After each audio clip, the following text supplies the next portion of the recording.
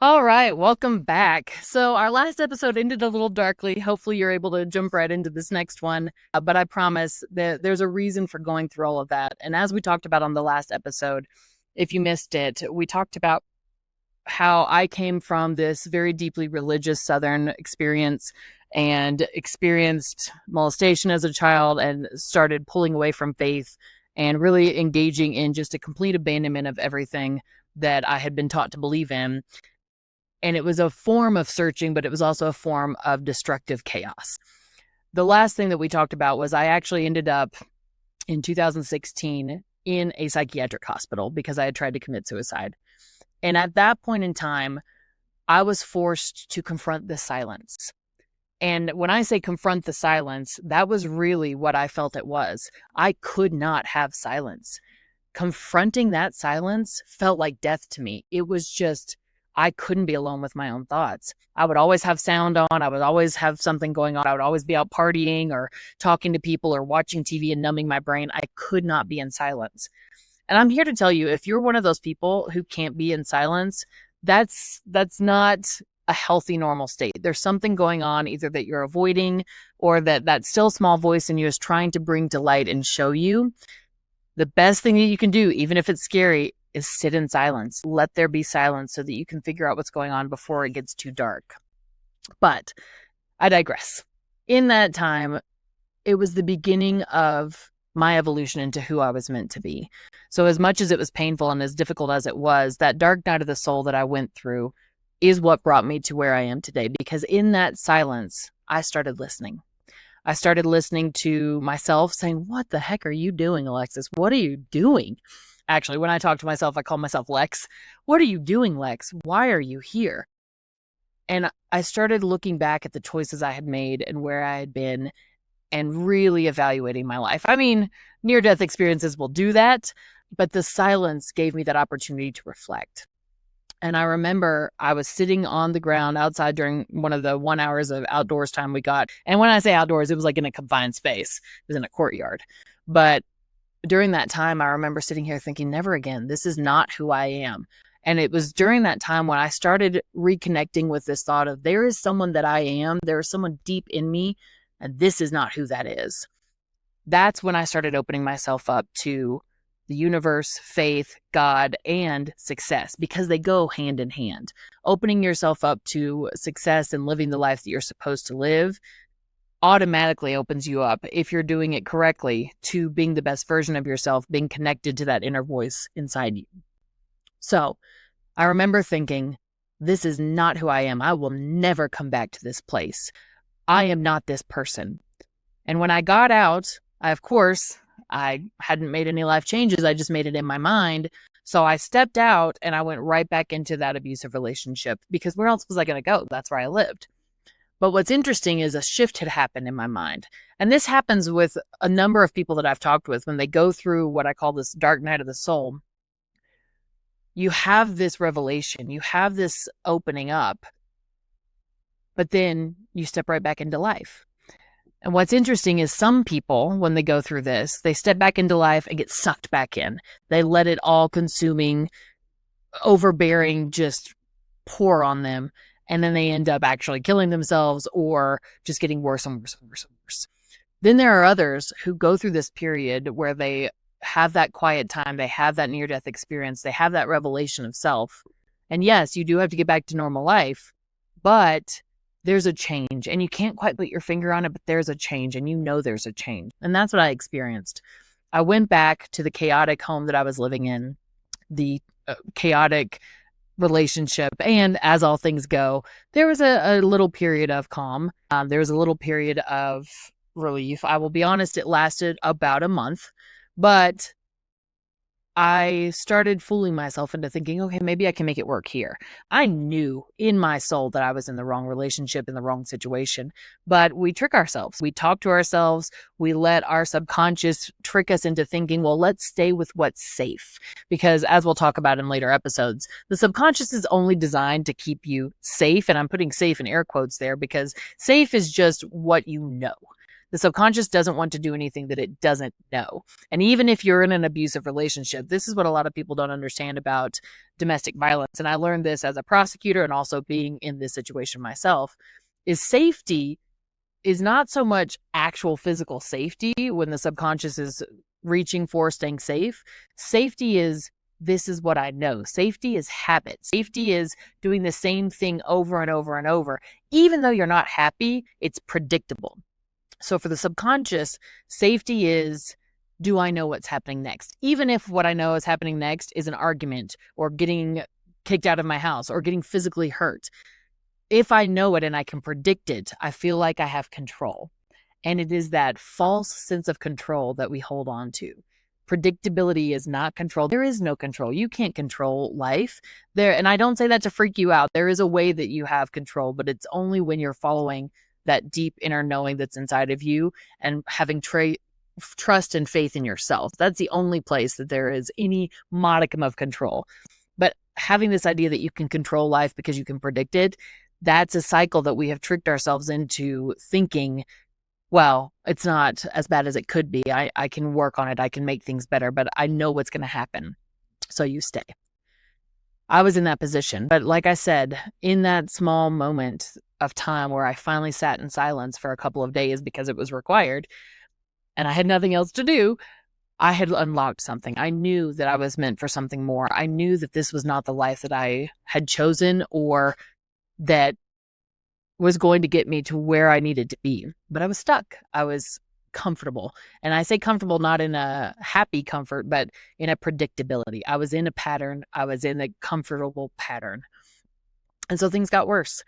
And that often happens. I've talked to so many people who have gone through this process of having a near-death experience or having a dark night of the soul experience. And I think what's happened is in society and in the movies and things, we see this like hero's journey where the person is going through this really terrible, dark situation, and then it's the worst possible place, the rock bottom, like we hear about in Alcoholics Anonymous, and then everything gets better. But that's not how human beings work. We are not a up and down and then up completely forever. We are always experiencing fluctuations. And especially in healing and recovery, you are always faced with that next thing that you have to overcome. It's never everything's just all sunshine and roses. I will tell you, it does get better. And the things that you have to conquer as you go through and you build up are less terrifying safety issues and more challenges like, let's see what I can do with this thing to overcome to reach that next level of awesomeness. But in this place in my life, I was in a worse place than before. My relationship got even worse. It got even more chaotic, sometimes violent. It was terrible. And finally, I got to the point where I looked at myself and I thought, I can't do this anymore. So I reached out to a friend, and my friends had seen me going through this, not nearly to the extent that I was actually going through it, but the friend that I had often been able to go stay at her house, it was a couple friends, so their house, I reached out to them and said, look, I can't do this anymore. And I had moved in with them at least twice before in this relationship. Little did I know that there was a discussion that they had saying, we can't keep letting her do this. We can't keep helping her stay in the cycle. But thank you so much to these two. You know who you are. I said, look, I need help. I need to get out. And they let me move back in. And then they said, look, you've moved in with us now. But my girlfriend said, you need to get an apartment. I'm going to help you get an apartment. And I didn't want to do that because even though I'd made that first step saying, okay, I'm going to get out of this, my subconscious was saying, well, maybe I could go back. Maybe I can make it better. Go back to the safety. Go back to the known. But I will forever be grateful to her and her presence in my life because she said, no, we're going to just go. Let's just look. And this is where I started exercising what I call my woo-woo manifestation muscle. It's not really woo-woo. There is a scientific reason behind why this works, which we will get into. But I said, okay, well, let's just look. You're right. I can just look. And then I said to myself, and I did this as a test, honestly. I was testing myself in the universe. I do this a lot. I thought, okay, I'm not going to move out unless I can find the absolute perfect place, because why would I leave a perfectly good home and a perfectly good relationship I was joking to myself, but a perfectly good relationship for anything but the best. Like, it has to be powerful to make me leave. So I had all these things that I said I had to have. I had to have an apartment filled with sunlight all around. It had to be very clean. It had to be very modern. It had to be out in nature, which I lived in the city. I don't know. I was setting this up to try to make it so that I couldn't find a place. But lo and behold, I put that list together and said, this is what it would take for me to leave. And we found that exact apartment. It was gorgeous. When we stepped through the door, there was sunlight streaming in. It had its own personal garage. It was heated. And next to it was a complete open space. It had never been developed. And it was sitting right there with a full view of Cheyenne Mountain and Pikes Peak. It was heaven. And I thought, this is a sign. I said, this is what I would need to get out, and it's right here. And I jumped. And this is the real point of this story that I've been telling over the past 2 episodes is there are points in your life where you are going to be given the opportunity to jump. This is what it is to make a quantum leap, or in spiritual terms, to act in faith. Faith is not just wishful thinking. And this is where the idea of faith and law of attraction are very similar. People will say, well, I have faith, but then they don't do anything. There's a verse in the Bible that specifically says faith without works is dead. Faith without works is just dreaming, just wishful thinking. Same thing with the law of attraction that we hear circulating all around in these self-help groups. They say, just sit and think about what you want and it'll be drawn to you. That's not real. Sitting and just thinking will bring the opportunity to you, but then you have to take the step. You have to move forward. You have to engage in that opportunity that you drew to you. So that's what I had done. This was my first experience doing this. I said, okay, this is what I want. Well, it's the first time I took note of it. We do it all the time in our lives, but this was the first time I took note of it. And I took the step. To this day, I don't know where I got the courage. I don't know where I got the gumption, except for I had sat in that quiet place back in the hospital and said, I'm not going to stay here. And so this was the step. Now, just because I got the apartment didn't mean I got out of the bad relationship, because I have to complicate the crap out of everything. But I did get out of the bad relationship eventually because I created space in that apartment. Now, this is where, like I was talking about, when you go to that next level, there are going to be things that test you at that next level. So when I got out and I was out of the bad home, I was still flirting with a relationship and going back and talking all the time. It was still not good, but I was getting myself out. I was taking baby steps to where I needed to be safe. Then when you do this and you step out and you take that next step, inevitably something happens. And it's an opportunity to either continue rising or to let everything come crashing back down. That's the nature of taking steps in faith. That's the nature of making a quantum leap. There's always an opportunity to step forward, but there's always going to be a chance once you step forward, there's an opportunity to slide back. What happened with me is I had taken that step. I was getting out. I was starting to exercise again. I was starting to eat healthy again. Everything was starting to be brighter in my life. And then the man that I had been engaged to, now we'd broken off the engagement when I moved out, but we were still talking. Then he killed himself. And he did it in the exact way that I had tried to do it 2 years before. And this was a point in my life when I saw it and I said, okay, I have a choice to make here. I can either be sucked in and destroyed, or I can rise above. Now, I did engage in a very heart-wrenching period of mourning because it was so much involved. Not only the death of someone, he died and his children were in the house. Like, it was a traumatic experience, but not just the trauma of the event, but also coming to terms with everything that surrounded that life and everything that surrounded that relationship. It was a dark period. But this is what I've learned in this journey is when you ask for help, help will come. You may not know where the help's going to come from or how it comes. And at that time, I was not engaging with my faith at all, except that I noticed I was starting to request things of the universe out loud. Now, some might call it praying, some might call it talking to myself, but I went back in the darkest periods of my life. I've always seen that I go back to asking for help from something outside of myself. You can call it the universe, you can call it God, you can call it energy, whatever you want to call it, but that innate desire to reach out for help exists in all of us. And I would reach out and I said, I can't do this alone. I need help. And just as it happens in the way that you reach out, and I call it prayer now, but you never know how your prayer is going to be answered. You never know how what you put out there into the universe is going to come back to you. I said I need help desperately, and a friend of mine from high school who I hadn't seen in ages reached out to me from across the globe. Literally, he was living in a different country. He said, I just got this feeling that you need my help. I'm coming to the US. And he came. He came to the US. I hadn't seen him in years. And he said, we need to get you out of this apartment, out of this funk that you're in. And he and I literally hopped in a car and took off to the Grand Canyon because I'd never been. And it was a 2-week period of silence, which is, again, what I needed. We would drive and turn on music just quietly in the background, and he would let me just be silent. Thank God for him, because I wouldn't have pulled myself out of it otherwise. But it was that period where I was able to get away, to step back, and to breathe. When we came back from the trip, and it was just literally just driving. We just drove thousands and thousands of miles. We would drive to the Four Corners, drive to the Grand Canyon, and there was nothing in this relationship other than this was a friend that I had grown up with, that I knew I needed someone. And so I went out and just was able to pull myself away. When I came back, I'll never forget, because he was raised religious as well, not in the same religion that I was raised, but he was raised seeking God. We both came from the Bible Belt. And he asked me, he calls me Lexi. He said, Lexi, have you prayed at all? Do you have a Bible at all? And I didn't. And I hadn't. And he said, I don't recognize you. Because again, we had known each other in high school. And this was, 15 years past that? He said, I don't recognize you. And he didn't mean it in a mean way. He wasn't trying to be hurtful. But I realized I didn't recognize me. And it was at that point that I said, okay, I'm going to dive in and figure out what's been happening in my life, what I need to do next.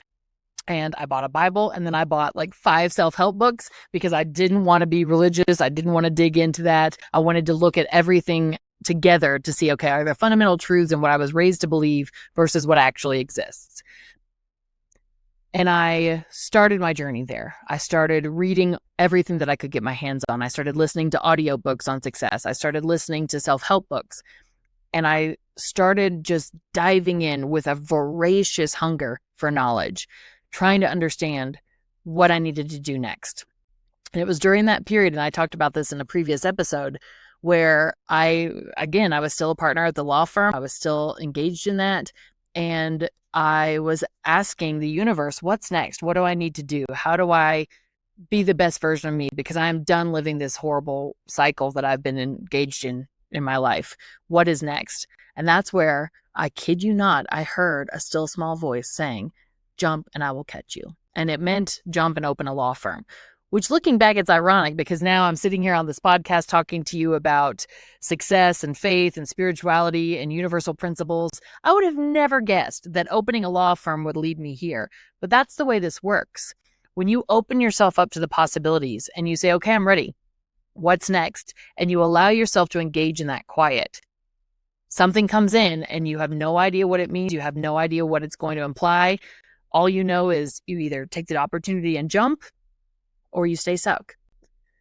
So I don't know. And it gave me shivers. It gives me shivers every time I talk about it, because that was not me. It may have been a deep part of my subconscious, but I truly believe it was this force beyond me, within me, outside of me. It's this universal principle. I now think of it as God. But for anybody who doesn't like that idea of that religious connotation of God, the principle still holds. I was told, jump and I'll catch you. And I did. I had no idea what I was doing, but I jumped out and opened a law firm. And at every step of the way, every single step, I got the next thing that I needed just by engaging in quiet and silence and saying, okay, I'm ready. Now, we're going to talk a lot on this podcast about what happens when you don't engage in quiet and silence and let yourself work through the problem and be able to discover the next step, because I have done that a lot too in this journey. But that was the beginning of this journey that I'm currently on with you all now. And that was the beginning of realizing faith and success were intertwined. From that point, everything changed. I literally manifested, prayed, whatever you want to call it, my ideal partner. And I will give you a tip for any of you all seeking a significant other. Be careful what you put on that list, because if you make a list and you go over it every single night before bed and every single morning when you wake up, they will come out exactly as what's on the list. everything that's on there, and anything that you forget to put on there, they may not have. I didn't put on that my husband would be, an international rock star, and he isn't. But he is absolutely everything I put on that list, because when you are intentional about what you want and you open yourself up to receiving it, you never know where it's going to come from, but it will come. And that's what I started learning, is when you put that intention out there and you start being very intentional about what you're going towards without holding on with a stranglehold as to how it needs to happen, the universe unfolds. And as I started going through this process, building my law firm, having those next steps fall into place, I can't even, it would take the entire podcast probably to talk about every single time something has fallen into place for me now. I was able to find the perfect car randomly, like just the perfect house with the exact door that I had. It just falls into place every single time. And what I've learned is, when you open up and you learn these universal principles, you can understand not how the woo-woo works, because a lot of people talk about these principles and say, well, just sit and manifest. It's not so much manifestation. We use those terms because it's easy to digest for people, but there are principles underlying how this works that explains everything about how these seemingly magical things happen. It's not magic. It is founded in the universal laws that bring forth these results. And when I say universal laws, again, I'm not trying to be woo-woo or crazy. They actually make sense on a scientific and religious scale. If you look at, and we'll dive into some of this, if you look at the teachings of Christianity or any of the main religions, you see these principles throughout. And then if you turn and you look to science, specifically quantum physics and quantum mechanics, it all lines up and it's all connected to bring these results to you. What I am doing with this podcast is I'm bringing you, number one, these past 2 episodes were to tell you who I am and where I came from. But then I want you to have that base and understand that from those principles, you can learn anything you need to move to the next stage in life, anything you need to accomplish what it is that you've always wanted to do, or anything you need to figure out what it is you want to do. These principles that we're going to go over, and I'm going to pull them out and show them to you over and over and over again, because the idea is, if you're anything like me, your brain, especially if you've worked as hard as I did to make your brain very, very logical, your logical brain may not want to go into any kind of woo-woo, crazy spirituality kind of stuff, and that's fine. You do not have to. But what you'll find is these principles hold true if you're looking at it from a logical perspective. You're looking at it from a philosophical perspective of, okay, logically, this is how this works.